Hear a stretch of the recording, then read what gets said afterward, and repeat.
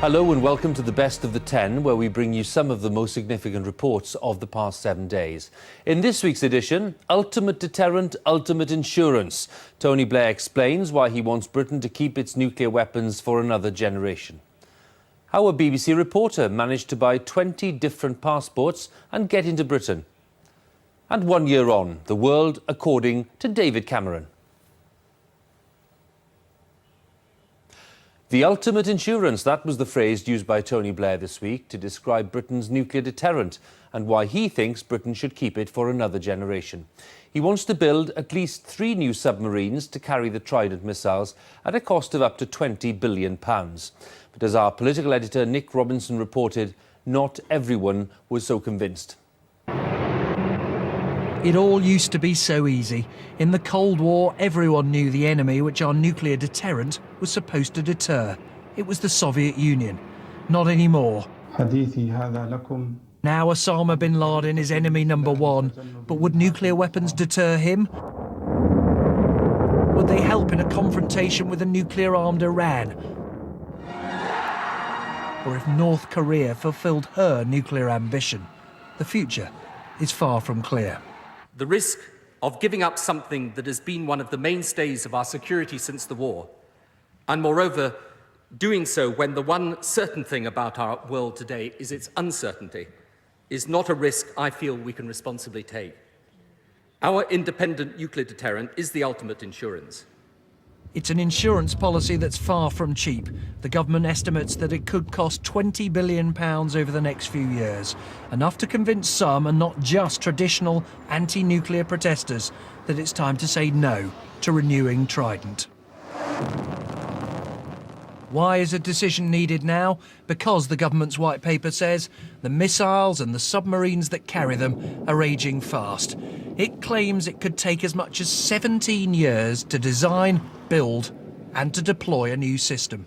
Today's document attempts to answer the question, what on earth are nuclear weapons for these days? Of course, they can't be used against terrorists, but the document says they might be used against states that support terrorism. It is not obvious who our enemy is, says the document, but an enemy may yet emerge. And we simply can't rely on America to support us in each and every situation. Besides, the Prime Minister told the Commons, even if we gave up our nuclear weapons, no one else would follow suit. It is noteworthy that no present nuclear power is or is even considering divesting itself of its nuclear capability unilaterally, and that in these circumstances it would be unwise and dangerous for Britain, alone of any of the nuclear powers, to give up its independent nuclear deterrent. Hear, hear, said the Tories, who are rather enjoying the thought that given Labour worries, Tony Blair may well need their votes to get his policy through. On this issue, as on others, will he recognise that he doesn't have to make concessions to those in this House who do not support the theory of deterrence and who have never supported Britain's independent nuclear deterrent? Isn't it the case that the Prime Minister is able to make the right decisions because he knows that if he does, he will have our full support? Not so the Liberal Democrats. Many instinctively oppose nuclear weapons. Their leader says there's no need to take a decision now. It is my judgment that we can only give proper consideration to all of these factors by postponing a decision, perhaps till 2014, by cutting the number of warheads by half to 100, and by extending the life of the existing submarines. What none of the main parties are saying is that Trident may simply not be needed anymore. Nick Robinson, BBC News, Westminster. We know that illegal immigrants often reach Britain hidden in lorries or in boats, but how easy is it to just walk straight through passport control? Well, a BBC investigation suggested that it could be much simpler than you thought with an easily obtained forged passport. Paul Kenyon reports. This is a passport deal taking place at a cafe in central London. The deal is done in Russian. The passport on offer is check. Это просто способ обмана, происходит прямо в паспортном столе. Она с этим не имеет никакого отношения. But the passport photo is of whoever pays the money. In this case, it's not an illegal immigrant, but a journalist called Shahida Tuluganova. She spent 6 months travelling Europe, shopping on its passport black markets. Why should we worry about the sale of non-UK passports? Well, a passport from any of the 25 EU member states can be used for entering the UK and ultimately to apply for benefits here and even British citizenship. In Spain, she met a contact who searched the back streets of Barcelona looking for stolen passports. Okay. Here? This got a British one, it's male. Do you need a male one? Male? No, only female. This is female. Too. Still can't believe it's so easy. You just have to know the people, and you can get these passports in a matter of a few days. Shahida managed to acquire 20 out of the 25 EU passports. Some were stolen and the photos replaced with hers, others were counterfeit. Her journey ended in Bulgaria when a deal over a passport went wrong. Time you want to make me everything. The seller pulled a knife. Shahida will now attempt to get into the UK on one of her forged passports through Portsmouth. If she's caught, it could lead to 10 years in jail. The dealers said they'd just wave her through, but they're checking everyone's documents. Okay, thank you very much. She's made it, or has she? I'm a police officer. Hi. Can I have 2 minutes of time, please? Sure. Thank you. Have you been to England before? No. That's with it. Yeah. How long are you staying for? 2 weeks. What perfumes that you've got on? Why do you ask? It's nice perfume. Chanel. Chanel, Thank is you. it? I made it. That was scary. Later, she enters the UK again with a different forged passport, this time travelling on Eurostar. The Home Office responded to our findings saying, "The UK takes seriously the issue of false documents and we work closely with our European partners to tackle this crime." It goes on to say that new technology is being introduced to detect forgeries at all major UK ports. But the question is, how many people have already entered the UK like Shahida and not been caught? Paul Kenyon, BBC News. The failure to stop the devastating terror attacks 5 years ago on New York and Washington continues to have a profound effect on American intelligence. One of the many changes to take place was the establishment of a single centre to analyse all material, both foreign and domestic. Our security correspondent, Frank Gardner, was given very rare access to this state-of-the-art nerve centre in the suburbs of Washington. In a Washington suburb, I'm on a journey. No address, no postcode, just the phone number of a man known only as T. After months of requests, he's granted us permission to visit one of America's newest and most secret establishments. Hello. This is where we maintain a 24-hour day, 7-day-a-week operational watch in the counterterrorism intelligence community and monitor situational awareness in the world of counterterrorism. Because we're media, the undercover agents from the FBI and CIA, who'd normally sit at these desks, have been moved next door, away from our cameras. So what are we seeing up on the screen here? Right now you're looking at the Eastern Seaboard Air Corridor, and we use that to monitor events of special interest and to keep an eye should there be any reports of what we call no-fly activity. A no-fly means a plane with a passenger suspicious enough that the flight can even get turned back. In everyone's minds is the thought, 9/11, never again. When this centre was set up 2 years ago, they brought in the Imagineers from Hollywood, experts on sharing information. The data flow here is enormous, over 6,000 reports coming through each day, from satellite, electronic and human intelligence sources. When an incident happens, a terror line is created to pass the information to everyone who needs it. This is the nerve center of the US-led global war on terrorism. It's here in this room, 3 times a day, every day, that America's specialists in counterterrorism intelligence gather to exchange information. It brings in 16 agencies plus the White House. The FBI, the CIA, Homeland Security, it's been described as a stock exchange for counter-terrorism intelligence. The man in charge is almost unknown, yet he has one of the most sensitive jobs in the world. Admiral Red gives the President America's war plan on fighting terrorism. So what is that plan? Obviously you want to stop an attack, but you don't want to stop attack just in the nick of time. You want to go back, so you sort of work your way back, ultimately all the way back to the radicalization, recruitment phase, if you will, proselytization phase, all the way through things like travel, the finances which underpin it, training, leadership, planning, typically more travel, and then everything up to and including stopping the attack. The NCTC has 400,000 suspect names in its database. It's got 5 teams working 12-hour shifts and an electronic library with over 6 million pieces of information. But of course none of this is guaranteed to stop terrorism. Senior officials told us this war could last 40 more years and there will be defeats along the way.